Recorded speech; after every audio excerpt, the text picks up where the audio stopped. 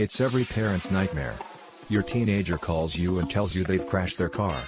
Take a deep breath to stay calm and then try to calm them down. Follow these steps to get them through it. First, ask your teenager if anyone has been hurt. If someone is injured, they need to call 911.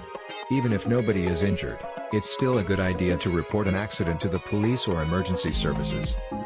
Get them to a safe place. Ask them if they can drive the car. If they can, tell them to slowly and carefully move the car out of the way of any traffic to avoid further collisions. If they can't move the car, advise them not to try. Instead, get well out of the way of traffic while they wait for the emergency services to arrive. If they can't get out of the car, make sure they keep their seatbelt fastened, and turn on their hazard lights so they can be as safe as possible. Don't accept or place blame. Make sure they know that no matter what, they should not admit fault or blame the other driver. Instead, suggest they ask if anyone is injured and don't talk about the cause of the accident. Take photos of the accident. Advise them to take pictures of the accident scene, including damage and license plates of other cars. It's also a good idea to take photos and video of road conditions and traffic signs. This will help them to remember important details later on. Exchange contact information. Suggest they swap names, contact information, and insurance company details with anyone else involved. A good way to do this is to take a picture of the other driver's license and insurance card so they know they have all the details correct. Remind them that they should never give anyone their social security number. Take notes.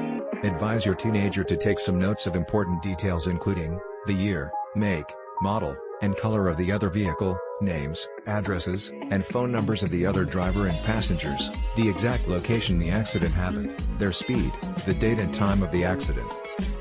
When the police arrive, write the name and badge number of the officer who came to the scene. Call your insurance agent. The sooner your insurance company knows about the crash, the better they can help your teenager get back on the road safely.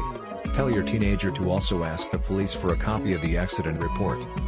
This report should have the name and contact information of the officer. The report will be useful if the case has to go to court. Call a tow truck. If the car can't be driven, call a tow truck to get the car to a mechanic, and arrange to get your child safely home. When your teenager gets home after the accident, explain to them that the insurance company will handle everything from here. They shouldn't take any further action themselves. It might be a good idea for you to take on any phone calls that need to be made and deal with the insurance claim yourself. Decide if you will need a lawyer.